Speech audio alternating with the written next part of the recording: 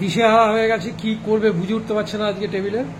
টেবিলে না, তোমাকে আনতে মানে কোন থালায় ভাত নেবে, কি করবে, একসঙ্গে মাল্টিটাস্কিং। হ্যাঁ, নিজের থালায় ভাত খাবে, সেই থালাতে ভাজা ভুজি রেখে দিয়েছে যাতে অন্য থালা লাগে না। ভাত নিয়ে এসছে অন্য বাড়িতে, এই তো মাল্টিটাস্কিং, এটা তো কিছু করার নেই। খাবে না, একটা খাও।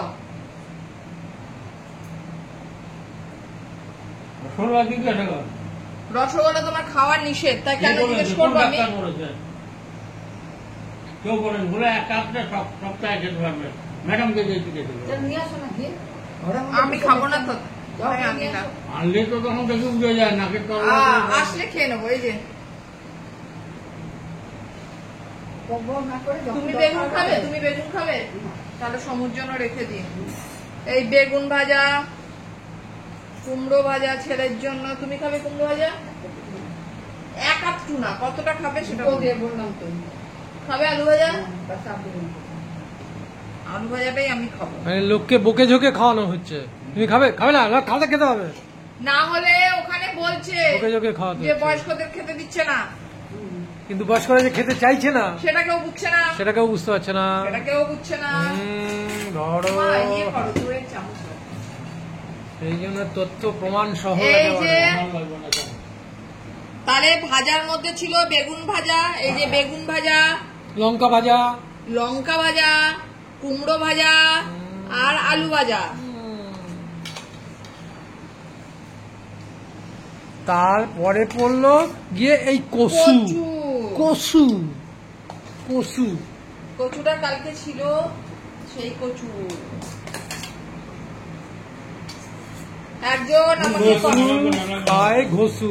একজন আমাকে কমেন্টস করেছে, সবাই কমেন্টস করছে। আমি শুধু কচু না, এই গরমকালে কোনো সবজি প্রায় খেতে পাই না, অ্যালার্জির জন্য। অ্যালার্জি হয়, সে তো কুমড়ো খাই না। শুধু গরমকালে সবজির মধ্যে কাঁচকলা, পেঁপে আর পটল, চাল কুমড়ো, এইগুলো না তো ঢেঁড়স, লাউ, কুমড়ো সব বাদ, খেলেই অ্যালার্জি হয়। তো সেহেতু কচুটাও অ্যালার্জি, কচুটাও খাই না।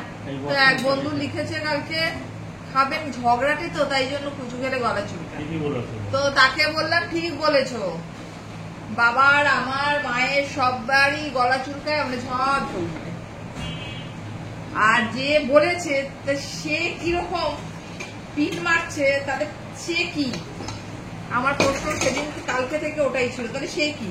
সে ভিডিওতে সেরকম পিন মারছে, তাহলে সে কি?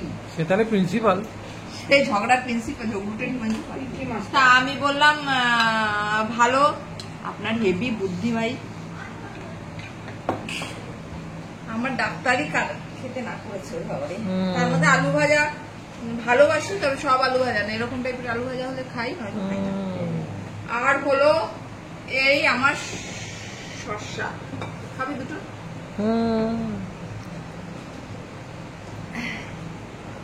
এই ডাল দেবো তোমাকে বাটিতে করে। বাপরে, আমার হাতে কেন টান লাগছে? হ্যাঁ, ফ্রোজেন শোল্ডার টাইপের ওই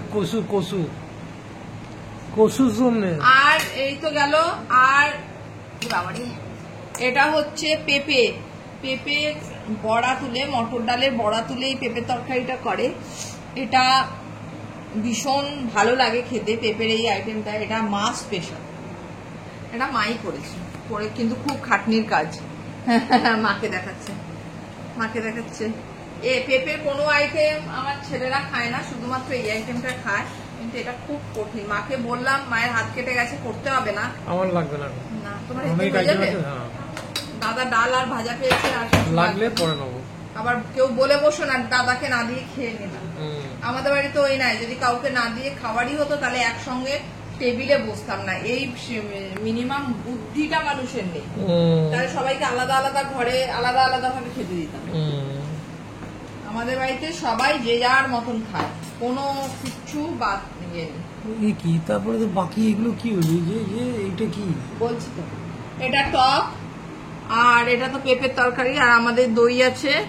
আর আজকে যেহেতু নিরামিষ, আজকে পনির করিনি, পনির কেউ খেতে চাইছে না সেরকম ভাবে, আর বড়া মানে ভেবেছিলাম ধোকার ডালনা করব, সেটাও হলো না, কারণ বাবা খেতে চায় না, মা খেতে চায় না, তা আমরা 3 জন করলাম না, ভাজাভুজি দিয়ে চালিয়ে দিলাম। তো লাস্টে আম, সেই দাদা সেই সিঁদুরে আম এনেছিল। এটা সিঁদুরে আম এরা বলছে, এরা এই পুরো মানে সিনিয়র সিটিজেন, এরা খালি সিঁদুরে আম বলছে।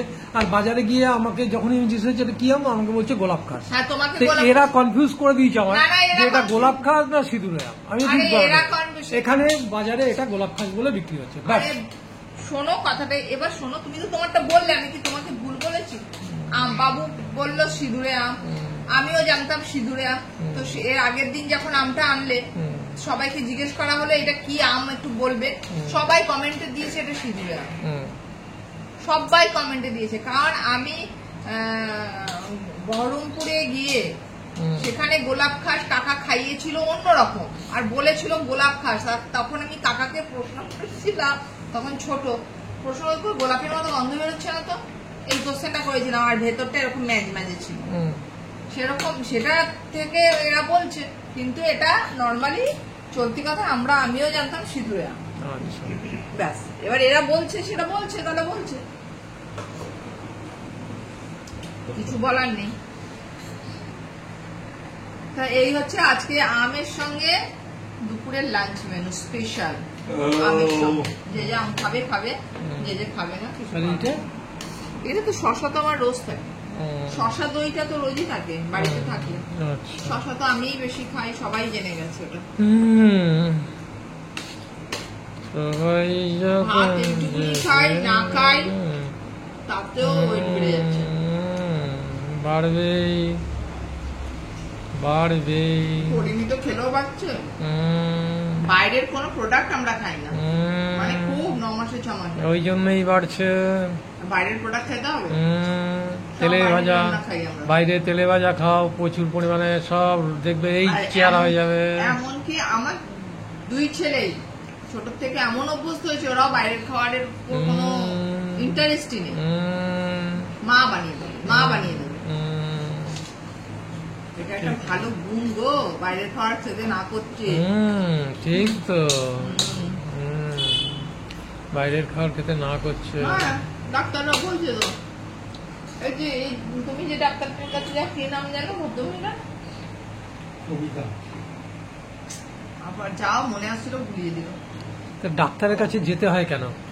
রোগ হয়েছে তাই না, যেতে হচ্ছে?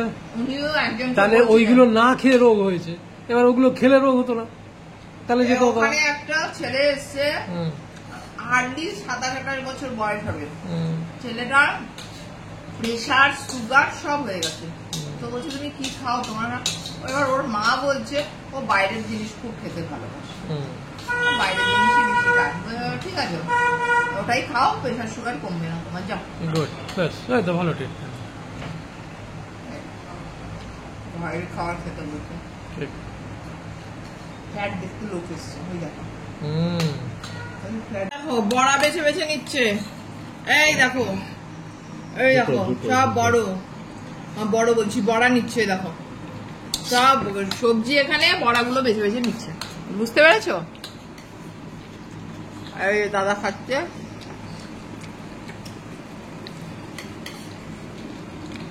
আজকে খাবার জমে যাবে, আমের সাথে খাবার জমে যাবে। আমটার গন্ধটা টক টক, কিন্তু আমটা খুব মিষ্টি, গন্ধটা টক টক।